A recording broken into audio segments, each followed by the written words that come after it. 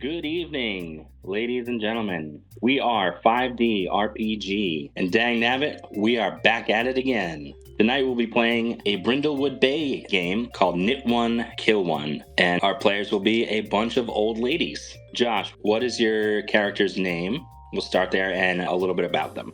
What's Josh? Either, you.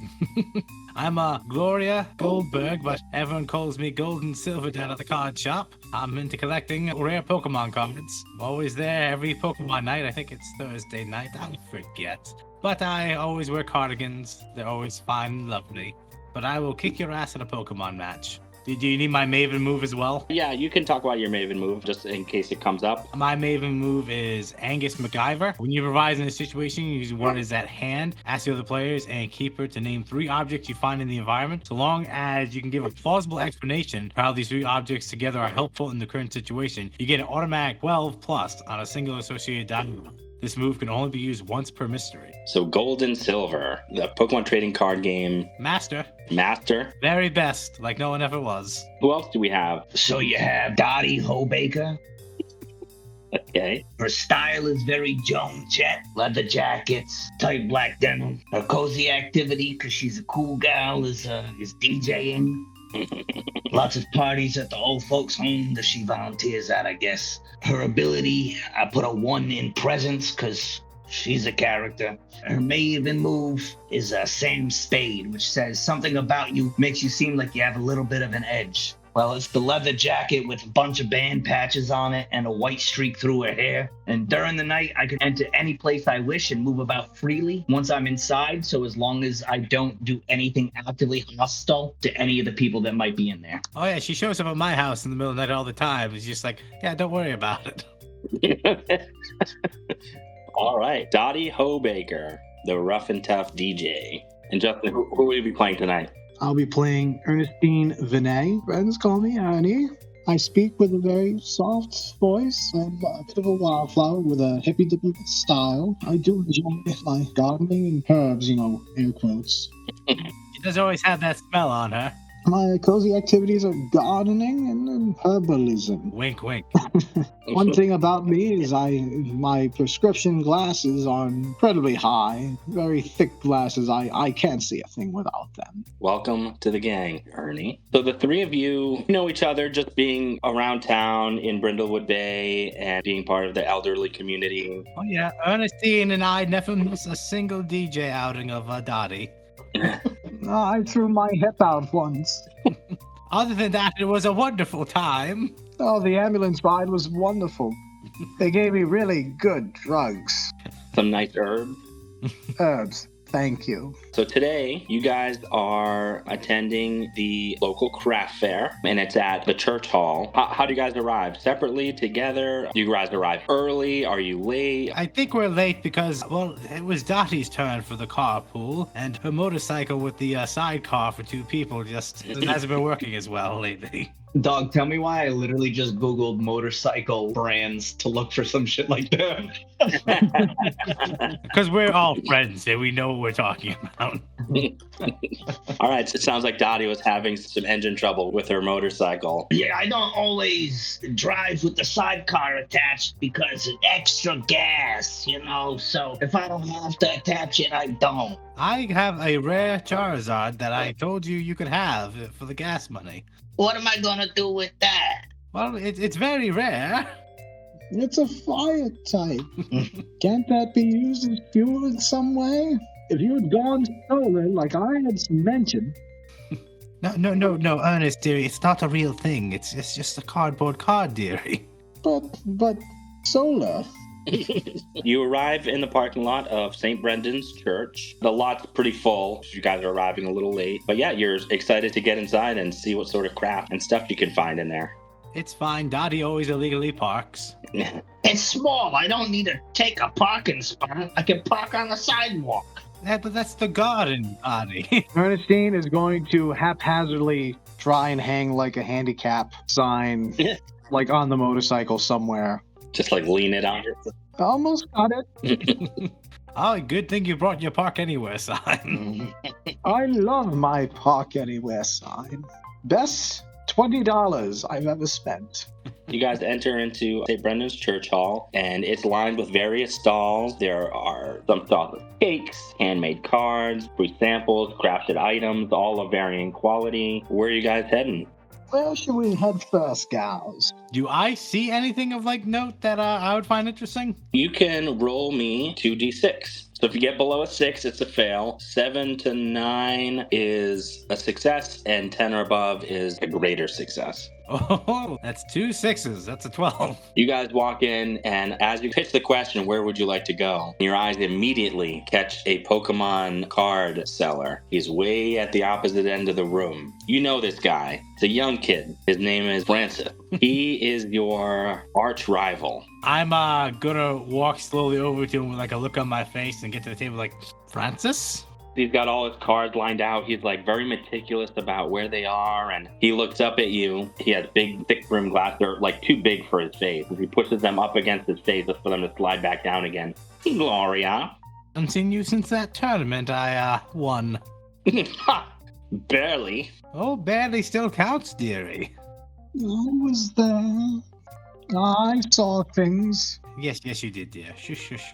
Gloria, you said you were going to build me a grass deck. We were going to play cribbage with it. No, dearie. That's a different game. You're embarrassing me in front of my arch rival. Chuck, is that you?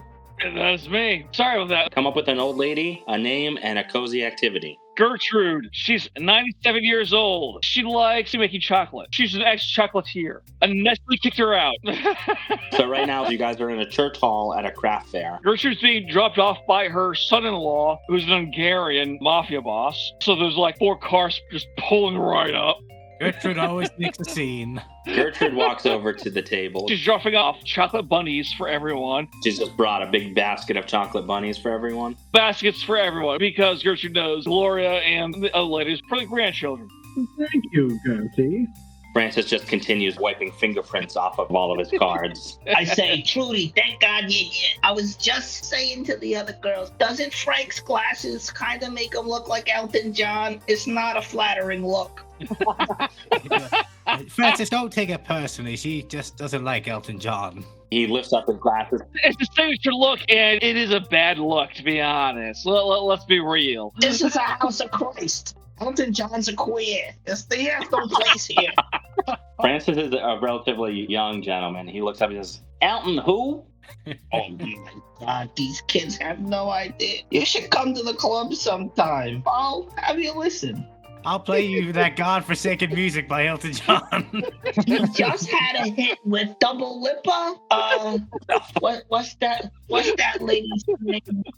Dua Lipa, that's the one. He just had a hit. It went like #1. You should know who it is. These artists and their crazy names these days. You should be able to pronounce people's names. Francis very unabashedly has like the hots for Dottie. He's like listening to her every word. How old is Francis? He's like 18. Old enough to be drooling on the cards. Wipe your face. Ernestine is going to pull out a very frilly handkerchief and like just start dabbing his face. Thank you. No. Francis realizes that he's been staring off a little bit, and he says, well, if you'll excuse me, ladies, I have business to attend to. In the bathroom, I bet. Look, Francis, I know we've had our differences, but when are you going to sell me that rare Mario Pikachu card? Whoa. The secret card? I don't know about that. Look, you know it's just sitting there collecting dust. My dust. No one wants the ones that's in Japanese. Everyone's looking for the American one.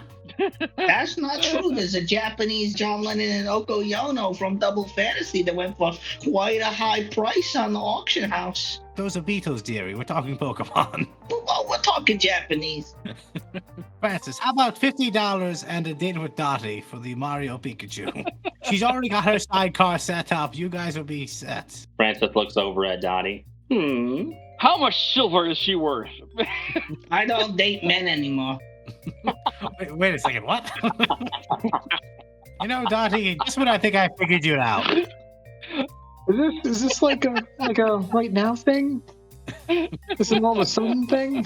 Francis pulls out the Mario Pikachu card and he wipes away a little smudge that's on the outer sleeve. He looks at Dottie. He does a little wink as his glasses slide down the bridge of his nose. And he says, "We can do it however you like." And then he looks over at Gloria and he says, $50 and a date with Dottie. Dottie, I will owe you. Big. Francis says, "Very big." I'm a terrible date. You know, only because you're one of my best friends, I think we could arrange something. But I'm gonna have to ask your mother for permission. Sorry, Frank. Let's see what she says. He looks down and says, "All right." And he hands over the Pikachu card to Gloria. Yeah, she's like just giggling with delight. Francis writes down on a piece of paper his mother's phone number and hands it to Dottie. Wow, Dottie, you're right. You don't go for men anymore. You just got a woman's phone number. This ain't my first rodeo. Oh, we're at a trades fair. Francis turns around and he's going to finish setting up the stall. And he says, "Oh, by the way, Pearl Darrington was looking for you. You know, from Nits and Bits." And then he points down the way to another stall and there's a big sign. I'm sorry, did you say dicks and tits? No. Did you say it again? I couldn't hear you. He said chicks with dicks. Oh, no, thank you. No. This isn't Vietnam, god damn it. Francis says, "You ladies have awfully foul mouths. I love it." What do you mean? I wasn't the one who said anything. I'm just repeating what you said. Sorry, I've been drinking. That's what I love about you, Dottie. It's only 10 a.m. The free serves wine at 9. Sorry, Corey, so what was the woman's name in the actual business? Pearl Darrington. And her shop is called Nits and Bits. Oh, Nits and Bits. You got to speak more clearly, Francis. Yeah, I have a little bit of an overbite, but Anyway, Francis, I'll see you Thursday at Pokemon night. Yeah. Ernestine is going to go up to him and is like, "Do you have any green decks?" Says, "Gee whiz, a whole deck. I got a low rating deck right here. It's about $5. She hands him the $5. Francis will exchange. Gloria, I did it. I can play the Pokemons. Oh, yes, lovely, dear. You'll have to come on Thursday. We can kick Francis's ass together. She looks at him and is like, "Do you hear that? I paid for your doom." That's how the Roman Empire fell. Old ladies playing magic. Yeah, that actually makes sense. Well, I mean, I got what I wanted. As you guys walk away from Francis's Pokemon doll, you'll see Pearl Darrington. She's a rather tall, slender, blonde woman. You know her well. I wouldn't say you guys are necessarily friends, just acquaintances, being in the hobby and craft community. Francis did say she was looking for you guys. She heard you guys were going to be there, and you see her and her stall down on the other end of the room. So are you guys going to head that way? Or? Are we heading that way? Did you guys want to check something else out first? No, we're cool. Yeah, Ernestine would be fine walking that way unless she saw plants. Or, herbalism and stuff. Wink, wink, nudge, nudge. As you guys head that way, you're rounding the corner to head down that aisle. And as you're rounding the corner, you hear a gaggle of screams coming from down that aisle. Ernestine turns her hearing aid up. And you see a bunch of people gathered around the Nits and Bits stall.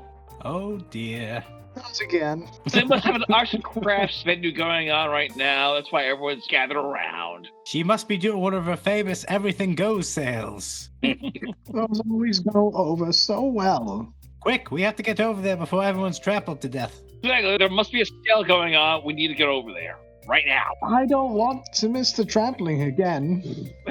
No, all the best loot is on the bodies left after. Loot the bodies. No, we're just going down the aisle going, loot the bodies, loot the bodies, loot the bodies. And there's a group of clearly distressed and traumatized people surrounding the Nits and Bits stall.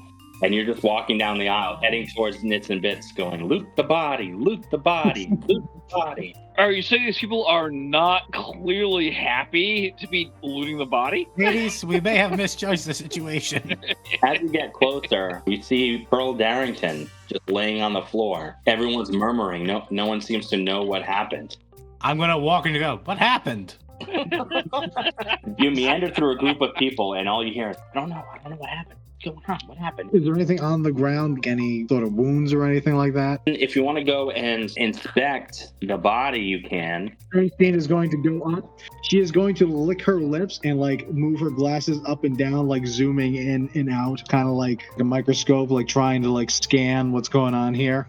You walk to the other side of her stall. Her stall is filled with yarn crafts, but it's all pretty like there are boob-shaped tea cozies, tongue-in-cheek bunting with curse words embroidered on it. That's actually pretty awesome. Sort of like mildly offensive yarn crafts that she's selling. And Pearl Darrington herself, she's wearing a bright woolly jumper and dungarees. They let you sell these at a church? Her, At these prices? her shop assistant is just like frantic. A high schooler, motor mouth with rainbow braces. And he's sort of just in shock. So you walk by Ernestine. If you roll me 2d6, we'll see where we end up. And it's going to be a 6. You're not really sure. You don't think that she's breathing at all, but you can't really tell. She appears to be just dead. You don't see any wounds. You don't see any points of trauma. I think she's dead. And I turn to Dottie. Or Dottie, maybe she's had a little too much. Is there a difference? Does anybody have Narcan? Dottie, you're the one who always has Narcan. Ernestine will go to the assistant, pull out kind of like a herbal candy sort of thing. Derry, you're stressed. Please take one of these and call your doctor in 3 days if it doesn't end in 4 hours. It'll calm your nerves, dearie. What happened here, young man? He says, oh boy, I don't know. I was tending the cash. I was making a sale and I just heard kaboom. And I turned around and she was on the floor. She's dead. I don't know. That happens to all girls, man. Sometimes us ladies, we just go kaboom. He said, I only help out on the weekends. But now with Pearl out of the way, the whole store is yours. Motive? Can I hold out a Detective Pikachu card? Give me a roll as you try and, Accuse an innocent man of killing someone? Yes. That's a 2 and a 4, so that's a 6. He is just very apparently shaken. He's like, I think I need to sit down.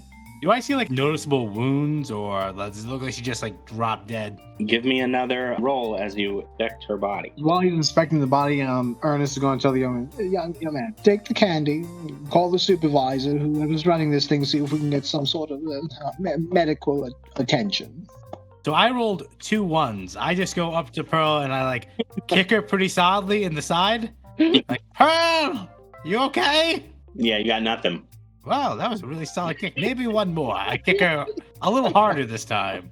Pearl! You kick her so hard that she actually kind of like rolls over onto her side. Does this reveal any new clues? Oh, she has a huge bruise on her abdomen. Jesus Christ. You're role-playing my own grandmother.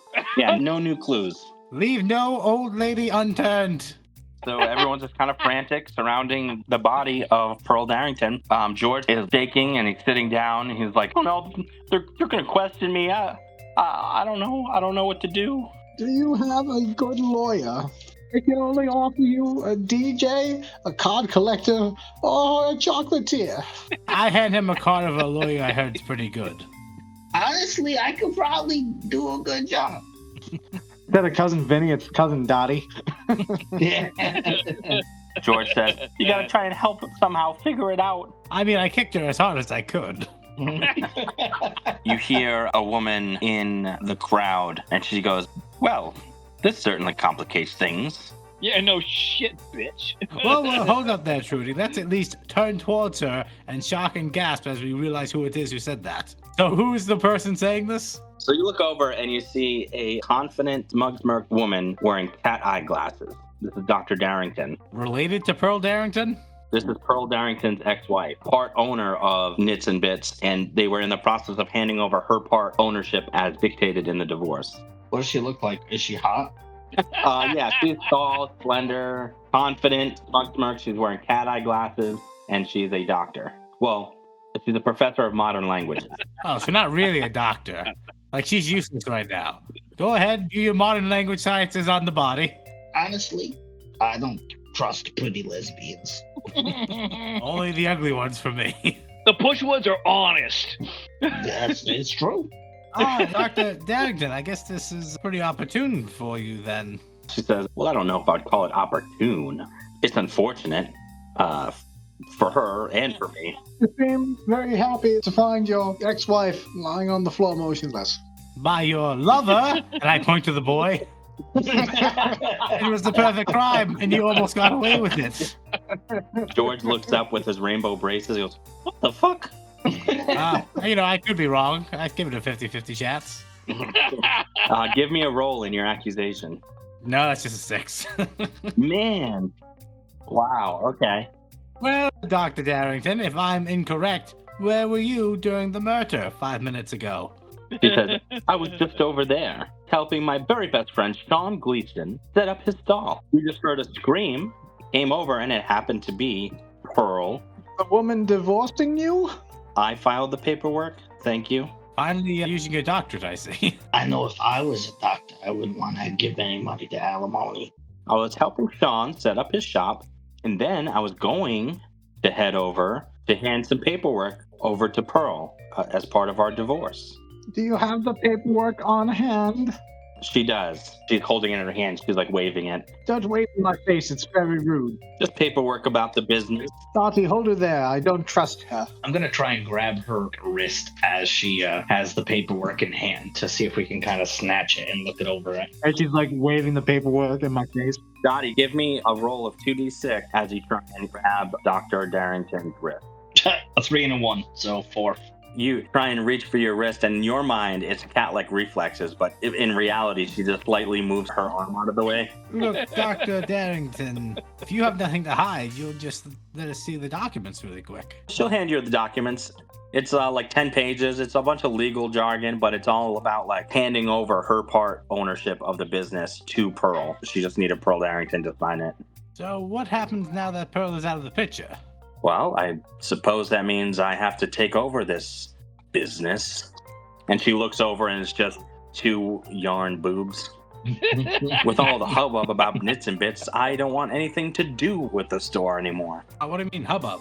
A lot of people don't like her brand, per se. No one likes the bit? What if you rebranded it instead of Nits and Bits to Bits and Nits? It's a little offensive. I mean, you really shouldn't be speaking so ill of the dead. Just saying her ideas have always been a little uncouth, that's all. Has anyone come to actually check the body? Any like medical personnel? Like, Nope. you know what? I probably have life alert. I'm gonna click the little button. Life alert. Help! Someone else has fallen and they're not getting up. Rolling 2d6. All right, that's gonna be an 11. Perfect. I have like a really obnoxious one where like it goes off like a siren from my neck, and it's like, "Please assist me, please assist me." You reach down onto your waistband, and it takes you a second to find the button, but you pull the little pull tab and press the button. It starts to go off, but as you're looking down at the ground, like trying to find this device, you do notice something that you didn't quite notice before. A series of chocolatey fingerprints smudged along the floor. I turn and look at Gertrude immediately. It just seems a little strange, these fingerprints. Are they around the body? Yep, they're around the body. You notice a chocolatey handprint on the table. You're just seeing all these like chocolate fingerprints. I say, Gertrude, could you show us your hands? Gertrude makes like a Lady Gaga amount of showing her hands. Yeah. Is there chocolate on Gertrude's hands? There's not a single speck of cocoa around her. Yeah, no, she's clean. Can I look at the hands of Professor Darrington and the assistant? Sure, give me a roll. Can I assist her by explaining to her these clues that I'm seeing? Sure. You're whispering in her ear like nice and softly. As the siren's still going off. Help! Help is needed. It's actually now switched over to saying the same things but in Spanish. Ayúdame. Piso Mojado. Well, it's better than a 6. It's a 7. That's a pass. So you're looking for chocolate on Dr. Darrington's handprints? I'm also looking at the prints to kind of like gauge like the size. Does it seem like a feminine handprint, like more of a male handprint? Yeah, it's tough to tell. They're not overly small, but they're not overly large. So it's not a big hulking man, but it's not like a child either. You don't notice any chocolate on Dr. Darrington's hands, but you do notice there's a name spelt wrong in the document all throughout, and it's her own. Doctor, huh? Doctor of Modern Language. Interesting. Dr. Darrington, you write these up yourself? I had my attorney wrap them up for me. Your attorney's an idiot. He is eating up my bank account in this divorce. I cannot wait for it to be done. Well, it's done. Is your attorney happen to be here? I barely want to be here. He certainly doesn't want to meddle in a craft fair. I don't think lawyers are allowed in churches. Because they light on fire. Can I take a look around? Is there like a chocolatier stand or like a chocolate fountain? Whose stand was she helping out with? Sean Gleason? What does Sean do again? What's he selling? Oh, he sells homemade jams and preserves. Like chocolate syrups? If you look around, Gloria, you will see another stand down the way, the Stamakos brothers, and they seem to be making all sorts of pastries, much of which include chocolate. Has anyone responded to my life alert yet? Not yet, but you do see the priest hastily walking down the aisle towards the group. What's the priest's name? I imagine we'd know him. Yes, it's Father Graham. Graham, like the cracker? Yes, like the cracker. Yes, Father Graham Cracker. He just prefers to go by his first name. Graham Cracker. He's old and white. Father Graham approaches the group. He's got his hand on his head. He's like, oh man, this is not what we need right now. I've alerted the authorities. They're on their way. Everybody just relax. Man, first the leaky church roof, and now this. Oh, I've been complaining about that church roof for weeks now. That's why we're doing these events. We're trying to raise money to fix the leaky roof. How are you going to raise money to fix the leaky roof if people keep dying at your events? I know. I mean, this is the first time it's happened, but still. The first time is only followed after the second time. That was in Genesis. He's just like, oh man, this is just, I can't believe this. Pearl was so loved in the community. And you hear Dr. Darrington sort of scoff. I don't like you. Dr. Darrington just looks over and says, get in line, honey. That doesn't sound like a fun ride. She adjusts her cat eye glasses and she just leaves and walks over towards Sean Gleason. This is an active crime scene. I'm going to hand Father again one of those herbal candies that I handed George. Father, take this. It'll be good for your nerves. He puts it in his pocket and he just says, I've given up sweets. It's all natural. It's mint. Oh, well, in that case, he unwraps it and he pops it. And there's a gentleman walking around holding a tray of samples from the Stamakos dessert stand. It's a little cup with pieces of baklava and chocolate on it. Excuse me, young man. Young man. Yes, ma'am. Did you do this? And I just point to the body. Young man. You just murdered this girl. I said, young man. You just ended her world. Hey there, young man. Give me a roll. That's going to be a 4. He just says, no, ma'am, I did not. Would you like a piece of baklava? Yes, thank you. That's the other reason I stopped you. That's nuts. No, it's baklava. Oh, I'd kill for some of this. Listen, young man, have you seen any nefarious characters, preferably ones with their hands covered in chocolate? He scans the room. His eyes stop at this one woman, a short, stout woman. She seems to be just perusing through everything, and she's very hands-on. She's just touching every single thing aggressively, picking it up, looking at it, putting it down. He just says, I don't think I like her very much. She's exactly what we need. A scapegoat, yes. That woman is at a stall across from you. Dottie, stop her. You've done security at some of your shows, right? Well, I mean, I don't like to brag. Can I throw a set of knitted tatas at her head? You're just gonna pick up this knitted tit and throw it at her? Yeah, I'm gonna get her attention with some nitty titties. So 2d6? 2d6, yeah. Oh, that's a 6 right off the bat, and then a 2, so 8. You hit her right in the head, and she's got a bit of a hunch. You hit her in the head, she sort of stiffens up straight, and she just looks back at you. You notice a striped scarf. It's sort of unraveling a bit, like a piece missing off of her striped scarf. And you recall seeing it, that little piece of fabric on the floor near where you guys are now. But she looks over at you and she just goes, excuse me. And she walks over to you, sort of like the penguin, Oswald Cobblepot, wobbles over to you guys and goes, can I help you? Yeah, maybe you can. What happened to your scarf? What do you mean my scarf? And she looks down and goes, oh, my scarf. You threw a tit at me. A knitted tit. I am offended. Knitting is an inferior craft. Inferior to what? Crocheting. I'm a crocheter myself. A bit of a hooker and proud of it. Dottie, sounds like your type of lady. I think she's too much woman for me. I could never handle it. I take it you're not a fan of Mitts and Bits. Is that right? No, not at all. Nits and bits. More like shits and shit. That wasn't clever. Knitting is such an inferior craft. Now crocheting, that's where the real art is. And she gives you like this sort of stink eye. She puts out her hand and she says, Doreen Bollinger. I hold out my fist like I'm gonna fist bump her instead.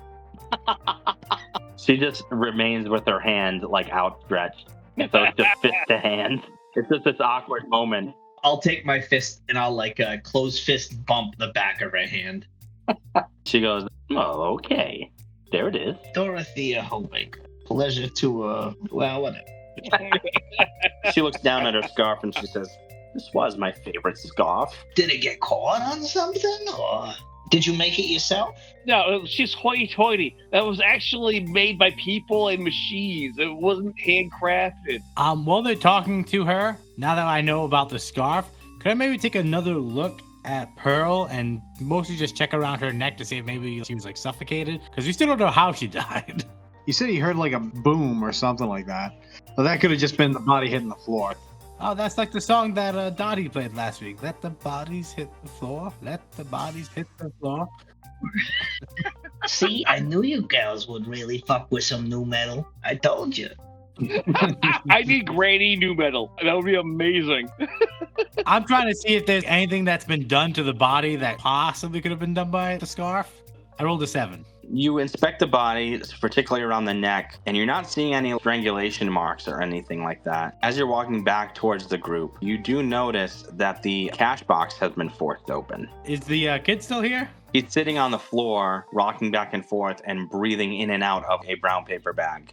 Is there chocolate stains around the open cash box? There is not. Sounds like it was a team job. Anyway, Big Betty, answer my question. Did you make that scarf yourself? Did I make this?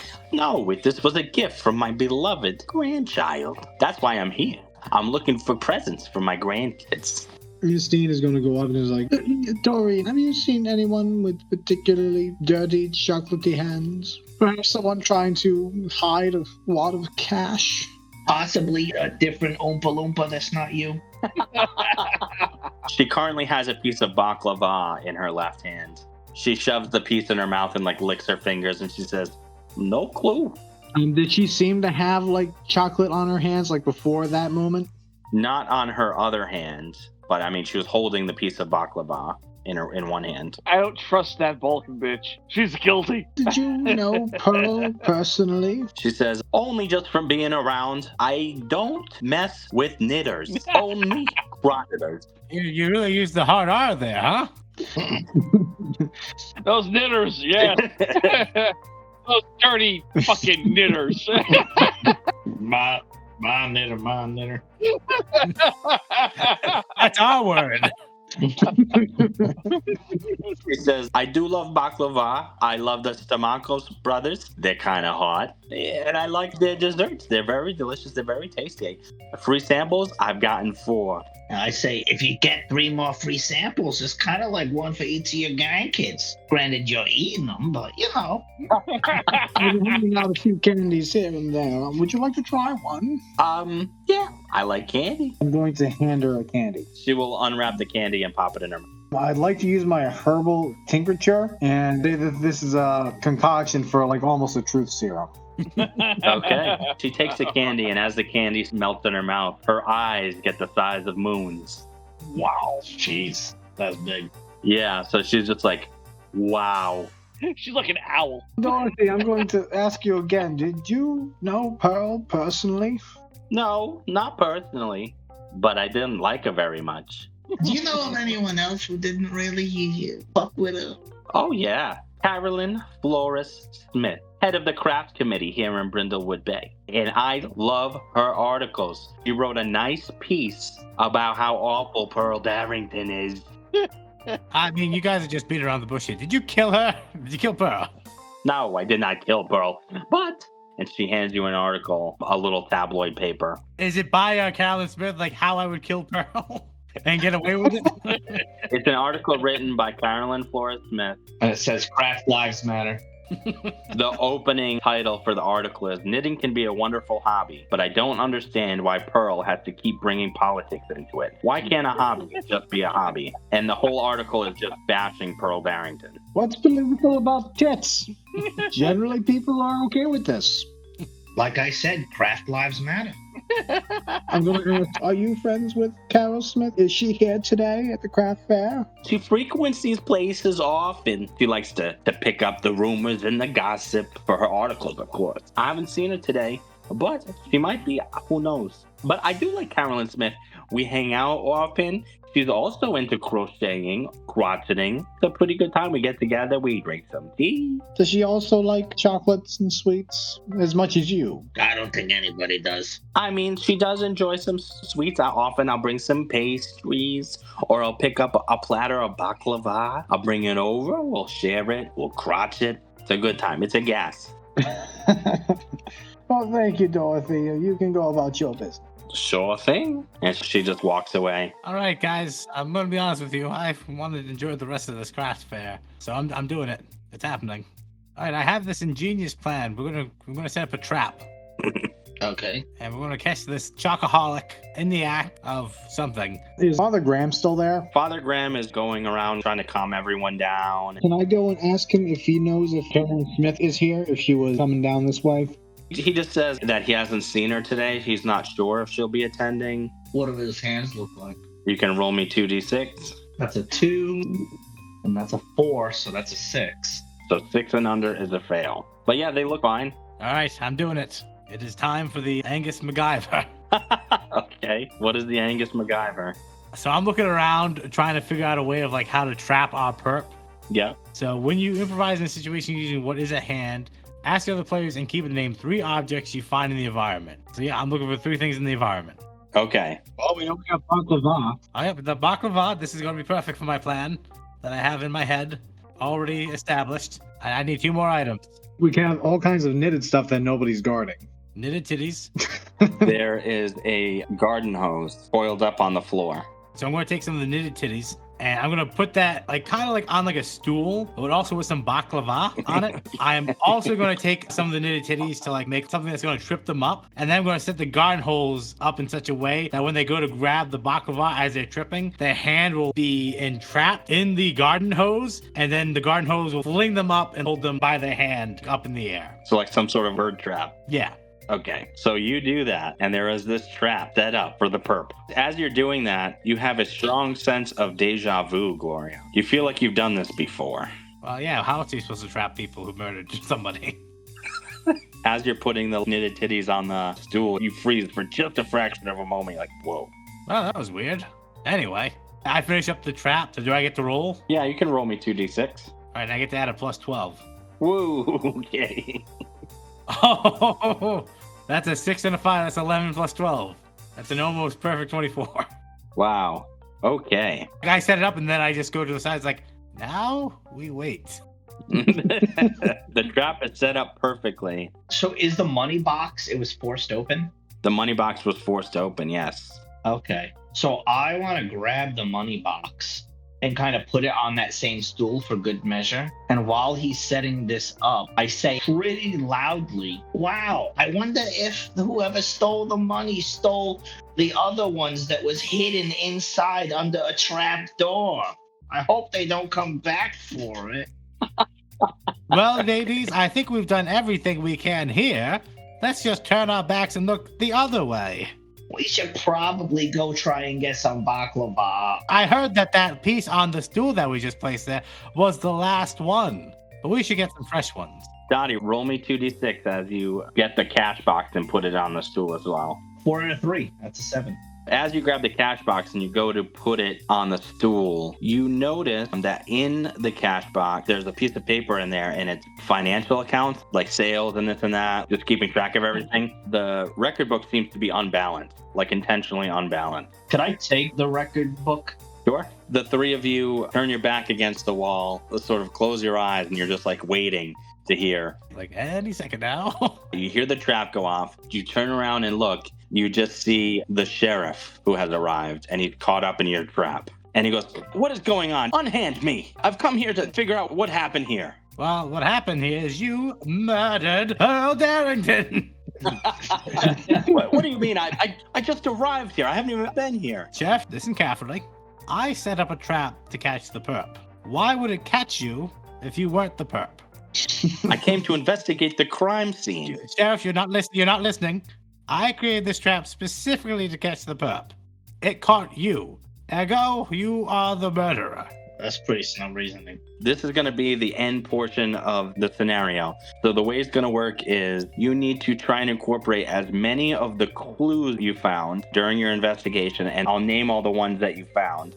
If you incorporate enough of them, you will win.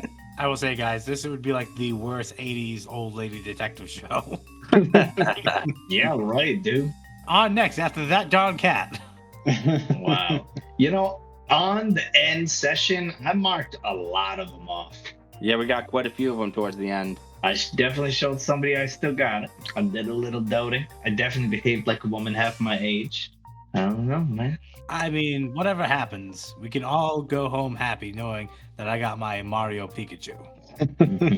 Sheriff is just hanging there, and you're accusing him of killing Pearl Darrington. My logic is sound. The clues that we found were the chocolatey fingerprints, the strong sense of deja vu, the forced open cash box, the unbalanced financial account, misspelt names, the striped scarf, the disrespectful forum post, and that is it. Guys need to try and connect those clues as much as possible to theorize what happened to Pearl Darrington. Can you explain the deja vu thing again? Like, I felt like I've made this trap before.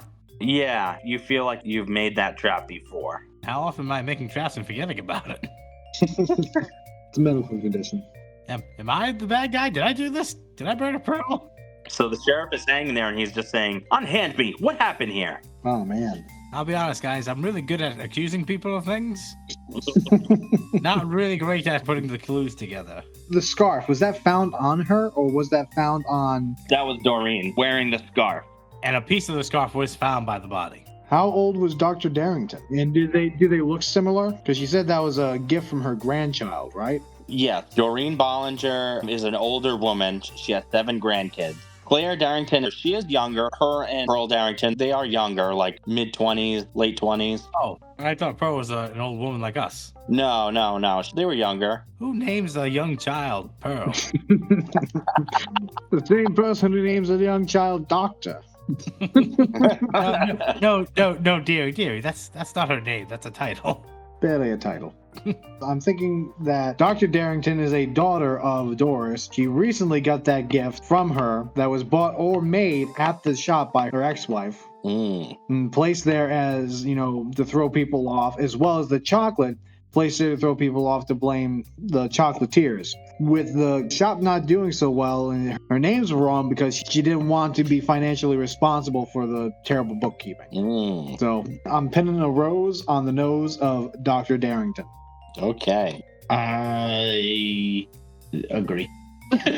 So that covers the unbalanced bookkeeping, misspelt names, the scarf, that's 3. The chocolate. The chocolate, 4. Oh, the forced open money thing wasn't a clue, right? Oh, it was. Yep. So that would be 5. So we're just missing the deja vu and what else? The disrespectful forum post. I think the disrespectful forum post was done at the behest of the doctor trying to ruin the reputation of Nits and Bits so that way there it'd make it easier to declare bankruptcy and kind of make it go away once Pearl was out of the picture. Makes sense to me. I think I'm an old lady and my deja vu is just the dementia kicking in. How does that relate to the crime, though? Who are you again?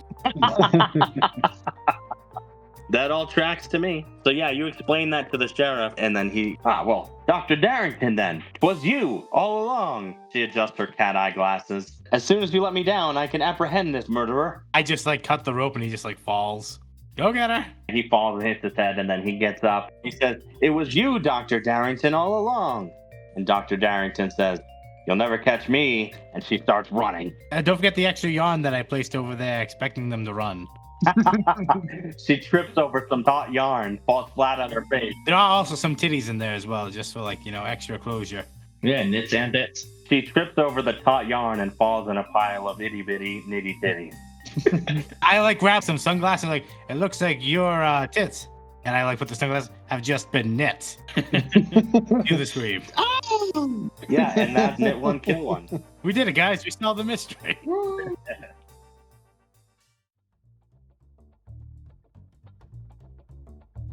Hey everyone, this is Josh from 5D RPG. Just asking, begging, pleading that if you like what you heard on this session, give us a like and subscribe for more tabletop role-playing goodness.